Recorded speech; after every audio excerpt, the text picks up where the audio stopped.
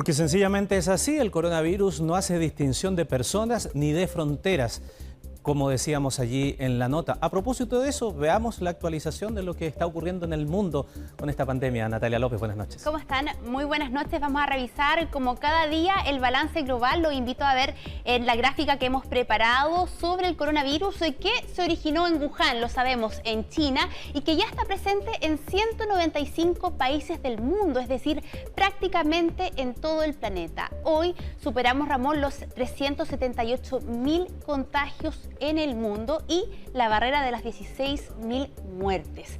Esto significa que poco más del 4% ha muerto, aunque esa tasa, lo hemos dicho, va variando muchísimo dependiendo de cada país. Una de las más altas está en Italia, que hoy superó las 6.000 víctimas fatales. Desde hace días se superó a China, también lo habíamos dicho, ¿verdad? Que durante esta semana logró controlar la pandemia y que ya registra 3.270 muertes. En tercer lugar está España, donde las cifras se han disparado, Ramón. Hoy día los españoles superaron las 2.000 muertes y solo en las últimas 24 horas fallecieron 539 personas en ese país.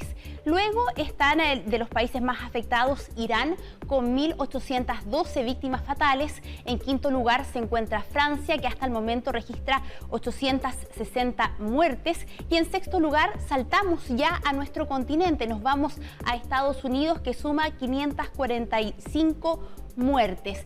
La situación más preocupante en Estados Unidos se registra en el estado de Nueva York. Vamos a estar hablando de eso prontamente, pero antes vamos a partir con la situación en España. Pasamos a ver las imágenes de ese país que, lo adelantábamos, superó las 2.000 muertes durante el día de hoy. Solo hoy se registraron 462 fallecidos en las últimas 24 horas, esto sí dicen los recuentos. La situación es especialmente preocupante porque en apenas 3 días las cifras de fallecidos en España se han duplicado. Y el temor, lo hemos visto también otras veces, es que la situación en Italia sea la misma en España ahora. Ese es el mayor miedo de las autoridades. Los contagios en ese país van en 35.000 y se han tenido que hacer esfuerzos importantes para atender a los enfermos, como por ejemplo la adaptación de hoteles para atender a pacientes. Hay especial preocupación, al igual que en Italia, con el personal médico. Hay 4.000 trabajadores de ese sector que están infectados y por eso el llamado aquí y en todas partes del mundo es a quedarse en la casa, porque ponemos en riesgo si estamos contagiando especialmente a los trabajadores de la salud. La situación también en las residencias de ancianos está siendo súper crítica en España. Se han registrado muchos decesos en las casas de ancianos y por lo mismo se ha ordenado a las Fuerzas Armadas españolas a desinfectar todos estos lugares. Mientras, eso sí, los 46 millones de españoles siguen confinados hasta al menos el 11 de abril.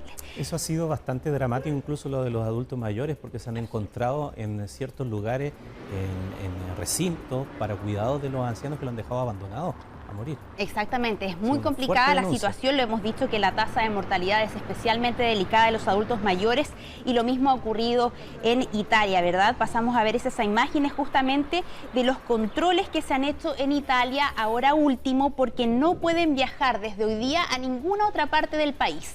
¿Por qué? Habíamos dicho que la pandemia en Italia partió en el norte y cuando confinaron la parte del norte, todos los italianos se fueron al sur y ¿qué pasó?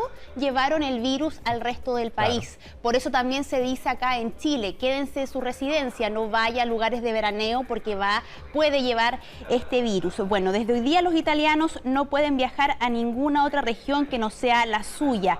Ahora, dentro de toda esta tragedia hay una situación esperanzadora en Italia y tiene que ver con las cifras. Siguen siendo, por supuesto, muy fatales. En las últimas 24 horas fallecieron 601 personas, pero si la comparamos, por ejemplo, con la del sábado, que fueron casi 800 muertes, las cifras por segundo día van bajando. Eso da un poco de esperanza, pero por supuesto hay que ver, Ramón, si esa tendencia continúa en al menos 2 o 3 días más. No hay que bajar las alertas en Italia. ¿Qué pasa en nuestro continente? Vamos a Nueva York, algo lo adelantábamos, es el epicentro de esta enfermedad en Estados Unidos. La ciudad de Nueva York, la que supuestamente nunca duerme, ahí la vemos, excepto ahora, ya contabiliza más de 12.000 contagios y 99 muertes. Y el drama, reconocen sus autoridades, es que no se cuenta con el suficiente personal médico para hacer frente a esta crisis. Y dicen también las autoridades en Estados Unidos, los peores meses van a ser abril y mayo. Si hablamos ahora de la situación en general en el estado de Nueva York, los contagios alcanzan los 20.000. A tal punto ha llegado la preocupación en que la mayor autoridad médica de Estados Unidos compara lo que está pasando justamente en Nueva York con la situación que está ocurriendo en Italia. En términos generales, ahí vemos, por ejemplo, a grandes actores que están llamando a quedarse en la casa, justamente por la situación que está ocurriendo en Estados Unidos. Y por ahora, Donald Trump rechaza decretar cuarentena general en todo Estados Unidos, donde hay más de 43.000 casos, 545 muertos, pero sí se están tomando algunas medidas, especialmente en estados como Nueva York y como en California. Si bajamos un poco más hacia el sur, llegamos por supuesto a México, donde pareciera, ahí lo vemos, que nada ocurre. Tiene que ver con lo que ha dicho su presidente en los últimos días, ¿verdad? Él ha minimizado al máximo esta pandemia. Ahí lo vemos, los mexicanos se movilizan en masa hacia sus trabajos como si nada estuviera pasando. Exactamente. ¿Qué dice el presidente de México? Los invito a escucharlo. No dejen de salir. Todavía estamos en la primera fase. Ya nosotros, yo les voy a decir, cuando no salgan.